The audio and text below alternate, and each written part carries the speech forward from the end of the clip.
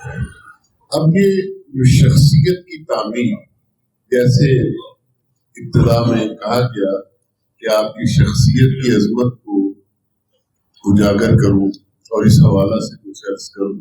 یہ جو تعمیر شخصیت، دو چیزیں میں نے عرض کی، ایک لعب دہن اور ایک کان میں اذان اور اقامت، یہ دو چیزیں.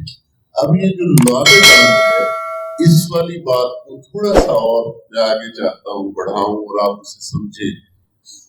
شخصیت کی تعمیر کرنے کے لیے جو انتظام اور اہتمام میرے آقا سید عالمین صلی اللہ علیہ وآلہ وسلم نے کیا، وہ تو آپ سن رہے ہیں کہ حضور لعب دہن چوسنے کے لیے عطا فرماتے ہیں. اچھا، یہ لعب دہن ہے کیا؟ علامہ قاضی ایاز مالکی علیہ رحمت نے کتاب الشفا فی معجزات المصطفیٰ صلی اللہ علیہ وسلم، یہ دوسری تیسری صدی ہجری کے غالباً عظیم بزرگ ہے. انہوں نے حضور علیہ السلام کے معجزات پر یہ بہت بڑی، جیسے امہات الکتب کی آگے بات ہو رہی تھی، یہ بھی ان کتابوں میں سے ایک کتاب ہے جس سے آنے والے پورے محدثین نے، سب نے، سیرت نگاروں نے استفادہ کیا ہے.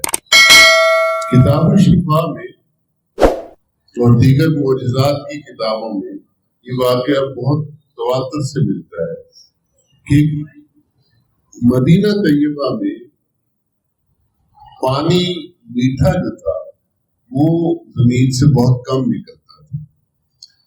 حضرت عثمان غنی رضی اللہ تعالیٰ کے ذکر میں بھی آپ سن چکے ہوگا کہ ایک ہی کنواں تھا میٹھے پانی کا، یہودی کی ملکیت تھا، اسے آپ نے اپنے منہ مانگی قیمت پر خریدا. پہلے اس نے آدھا دیا اور آدھا دینے کے بعد پھر اس نے دوبارہ بلا کے آدھا دے دیا، کیونکہ جس دن حضرت عثمان رضی اللہ تعالیٰ نے خرید کر آقا کی خدمت میں اللہ اور اس کے رسول کی خوشنودی کے لیے وقف کر دیا، جس دن ان کی باری ہوتی تھی سارا مدینہ مفت میں پانی بھر لیتا تھا. یہودی کا پانی بکتا نہیں تھا. بعد میں اس نے کہا کہ یہ آدھا میں عثمان آپ لے لیں. مدینہ طیبہ میں میٹھے پانی کی بہت زیادہ قلت تھی.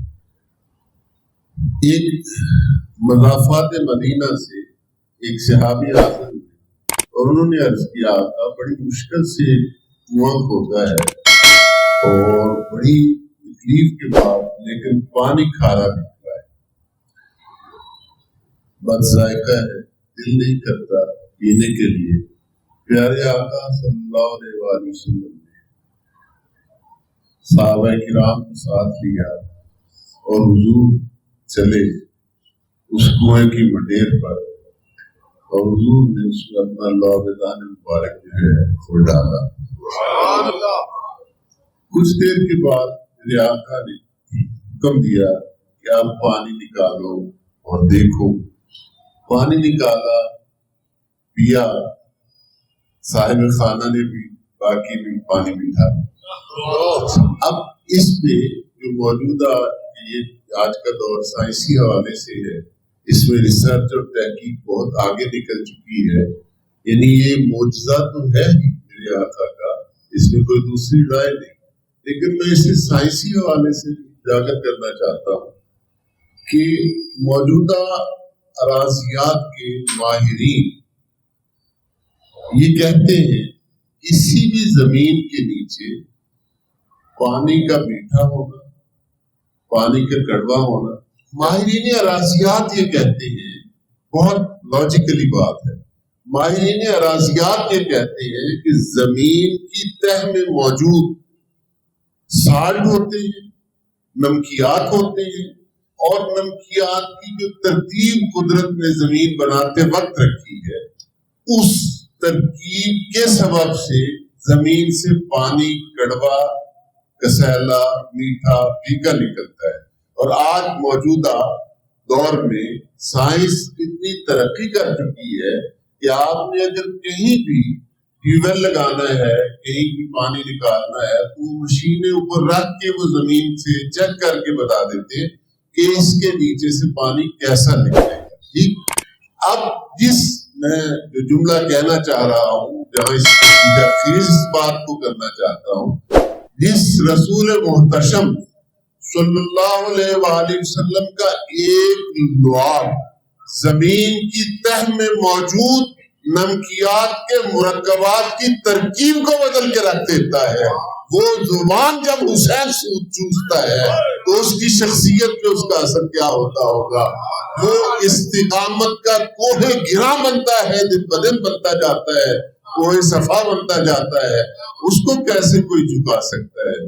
یہ آج ہمارے یہاں تیزی سے چیزیں تبدیل ہوئی ہیں۔ ابوال کلام آزاد بہت بڑے برصغیر کے رائٹر ہیں، ویسے کانگریس کے صدر رہے، لیکن ادیب اردو ادب میں اس آدمی کا بہت بڑا نام ہے۔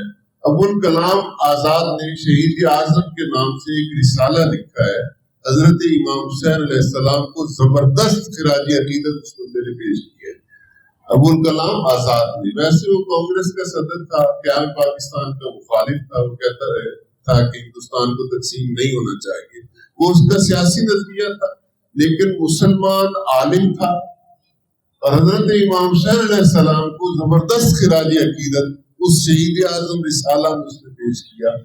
اس نے کہا لوگ کہتے ہیں کہ فلاں نے بیعت کر لی، فلاں نے بیعت کر لی، حسین نے بیعت کیوں نہیں کی؟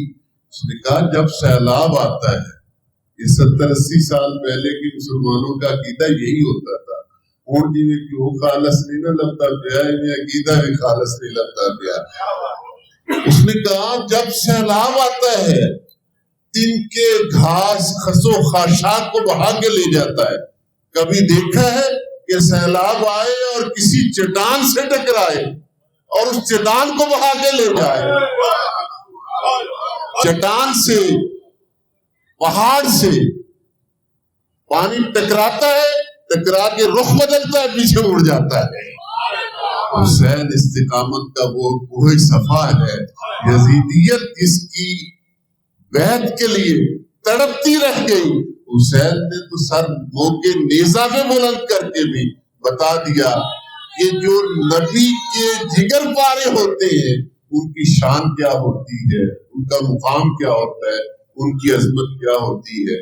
وہ گلے کاٹنے والے یہ کہاں جانتے تھے، یہ تو نیزوں پہ بھی ہے قرآن سنانے والے۔ وہ گلے کاٹنے والے یہ کہاں جانتے تھے، یہ تو نیزوں پہ بھی ہے قرآن سنانے والے۔ حضرت منہال بن عمرو تابعی ہیں، وہ روایت کرتے ہیں کہ میں کوفہ میں اپنے بالا خانے پر بیٹھا تھا اور قرآن پاک کی تلاوت کرتے ہوئے سورہ کہف کی آیت نمبر 9 ام حسبت ان اصحاب الکہف والرقیم وکانوا من آیاتنا عجبا، وہ اصحاب کہف جو تھے غار والے، وہ ہماری عجیب نشانیوں میں سے عجیب نشانی تھے۔ وہ کہتے میں یہ تلاوت کر رہا تھا تو اچانک سر امام حسین علیہ السلام نے میری طرف توجہ کی اور زبان اقدس سے فرمایا میرا قصہ صحابہ کہف کے قصے سے عجیب تر ہے۔ وہ گلے کاٹنے والے کہاں جانتے تھے، یہ تو نیزوں پہ بھی ہے قرآن سنانے والے۔